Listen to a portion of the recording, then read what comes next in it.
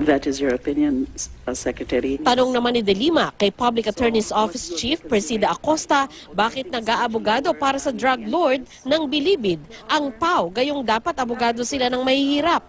Yang mga witnesses na yan, na represented by your PAO lawyers, nagkwa-qualify po ba sila dun sa indigency test? Tanong ng senadora na uwi rin sa usapin sa pagdinig ng Kamara sa Bilibid drug trade. Inusisa niya ang Public Attorney's Office at ang kanilang papel sa hearing. Who are you supposed to represent in that particular proceedings? I want to know. Gusto ko lang humaniguro na hindi tama yung nakakarating po sa akin na impormasyon na kayo daw po mismo ang nag-i-interview at nagre-rehearse ng mga witnesses na yon bago po sila hinaharap doon sa House hearing. I myself do not prepare any witness because I'm not their counsel.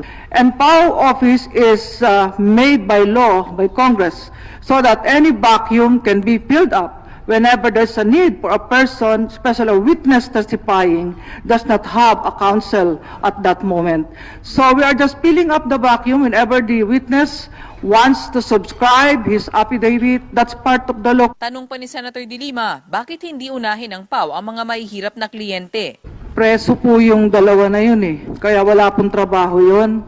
Pagka nakakulong ang isang tao, wala kang income, our indigency test is based on income, net income, Your Honor. If you're a prisoner, you can be assisted by the public attorney's office without... Was there an honest-to-goodness assessment of that indigency test? Yes, ma'am. But I thought these are the drug lords or these are the drug convicts. I think they are no longer operating, Your Honor. So they are already... that's why they are now qualified. They have no money now, Your Honor. In fact, the Honorable Secretary transferred them to NBI. Dahil sa halos sunod-sunod na malalagim na krimen, itinutulak ngayon ang ilang grupo na ibalik na ang death penalty o parusang kamatayan. Hindi po ako natutuwa na may namamatay. Pati BACC na nag-argue po kami, patigil ang bitay. Pero ngayon, sorry, payag na po akong bumalik ang bitay. Para sa mga extra heinous crimes. Kung dati ay hindi payag sa purusang bitay sa mga gumagawa ng mabigat na krimen sa bansa, tila nagbago na ang ihip ng hangin ngayon para kay Public Attorney's Chief Presida Acosta. Sa isang press conference sa Manila Hotel kaninang umaga, sinabi ni Acosta na ang talamak na krimen na dulot ng droga ang nagpabago ng kanyang pananaw kaugnay sa capital punishment. Aniya, nakakabahala na kasi ang sitwasyon ng Pilipinas at kung di pa mahihinto ito, ay lalala pa ang nararanasan nating sigalot. Base sa datos ng PIDEA, lumalabas na 1.8 milyong Pilipino ang sangkot sa ilegal na droga at nasa edad 15 pataas ang mga gumagamit nito. Tila nakahanap naman ng kakampi ang PNP sa katauhan ni Acosta pagdating sa kanyang all-out war laban sa droga.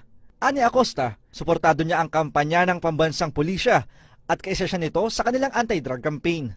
Ito ay kahit pa nasa halos 200 na ang napabalitang pinatay na suspected drug pushers at drug users sa bansa. Gate pa niya, panahon na para ibalik ang magandang imahe ng Pilipinas at dapat ay kilalanin ang pagsusumikap ng mga pulis kaugnay dito.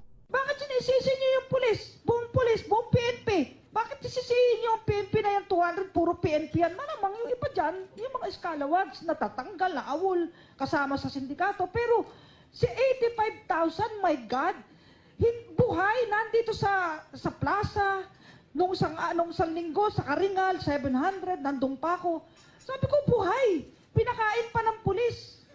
O yung sinasabi ko, unfair naman sa PNP kung lagi na lang tingin ng tao.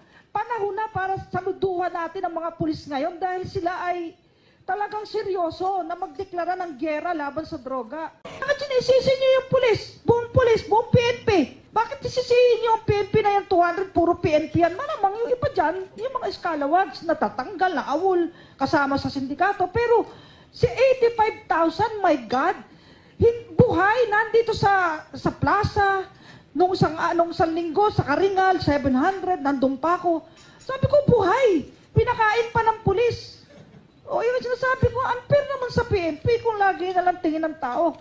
Panahon na para saluduhan natin ang mga pulis ngayon dahil sila ay talagang seryoso na magdeklara ng giyera laban sa droga. Senate Committee on Justice and Human Rights, chaired by Senator Laila De Lima, is now preparing the list of resource persons to be invited to the investigation on the extrajudicial killings of personalities involved in illegal drug operations. The probe aims to determine correct data on the alleged victims of the said extrajudicial killings. We are going to identify and showcase or highlight representative cases na sa tingin namin meron talagang mga indikasyon na something is wrong because signs of executions. The Committee on Public Order and Dangerous Drugs, chaired by Senator Panfilo Lacson, is also set to conduct its investigations as a secondary committee. De Lima says she doesn't see any problem should there be a separate investigation by the two committees. Under the rules, pwedeng mag-joint hearing, pwedeng hindi. Whether or not it's joint or hiwalay, the rule is that mauuna muna, talagang magre-report sa body. Sa plenary would be the primary committee. De Lima targets to start the probe by the 2nd or 3rd week of August.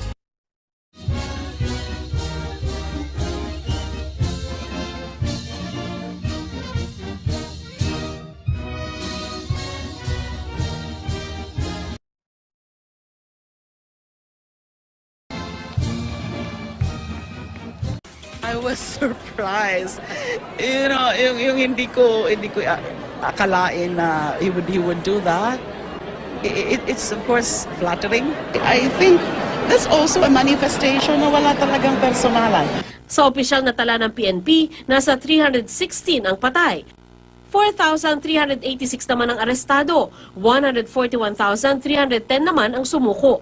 Ayon sa CHR, nasa 41 ngayon ang hawak nilang reklamo ng paglabag ng karapatang pantao kaugnay sa operasyon kontra droga. Magiging patas daw sila sa investigasyon. Hindi kami one-sided simply because we should really understand that the CHR is an independent constitutional body. Wala po kaming pinapanigan. Human rights must work to uplift human dignity.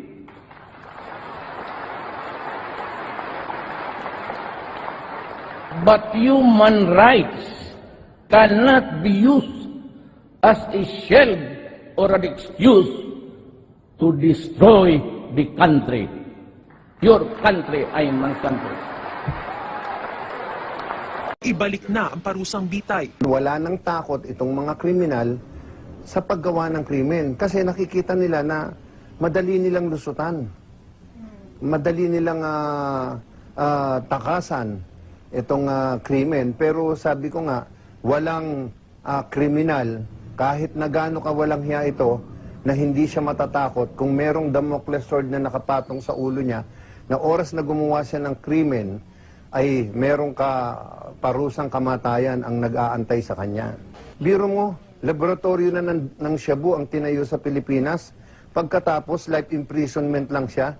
At pagdating niya sa Bilibid Prison, parang nagbakasyon lang siya dahil meron siyang tagamasahe, sa kanya lahat ang amenities, ang cellphone, at continue pa rin yung kanilang illegal activities. Dahil sa halos sunod-sunod na malalagim na krimen, itinutulak ngayon ng ilang grupo na ibalik na ang death penalty o parusang kamatayan. Ang tao, at binigyan nila ito ng kaukulang parusa. Ang pinakamabigat na parusa under yung heinous crime law yung death penalty nga. Meron naman kulatilya dun sa 1987 Constitution natin na unless there is a compelling reason, you can impose a death penalty. I will have to maybe convince Congress to create something like 30 criminal circuit courts to try drug cases only para mabilisan. And I will recommend to Congress the restoration of death penalty by hanging in public. What I would do is to urge Congress to restore the death penalty by hanging, especially if you use drugs. Ito hindi ka na kailangan matakot. Talagang mamamatay ka, matakot ka o hindi. Because this part of the law says, it is retribution. Magbayad ka sa ginawa mo to the community. That is why I am asking for the reimposition of the death penalty so that I can hang them. Retribution. Kaya na-discourage kang mag-commit ng crime o hindi, iyo yan. Basta nagkasala ka for serious heinous crimes like drug-related crimes. Ngayon ka lang makita dito na ang mga tao sa mundo are reduced to animals. Wala noon, yung droga wala yan. I mean, they rape before, but bestial instincts. Dito, 1-year-old, 3 months old, nire-rape, pinapatay, anak ka ng, tapos sabihin nila, wag yung death penalty kasi inhuman. Ano pa bang makita po inhuman killing an 18-year-old child raping?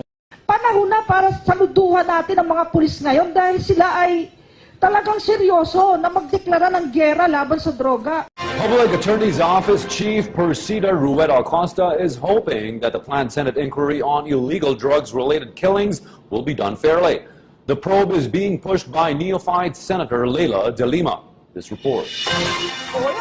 Yan lang aalamin natin. Lahat ba yan above board? We will going to identify and showcase or highlight representative cases na sa tingin namin meron talagang mga indikasyon na something is wrong because signs of executions. I would want to come up with the proper legislation to address whatever gaps there are, whatever na mga excesses there are in those police operations. Bakit laging pulis ang may kasalanan? Tingnan mo na kung ano talaga ang sitwasyon, ang senaryo. Kung 20,000 plus, and uulitin ko, ang sumuko, buhay, ligtas, at tinulungan ng kapulisan, bakit mo ibibintang yung 100 sa pulis?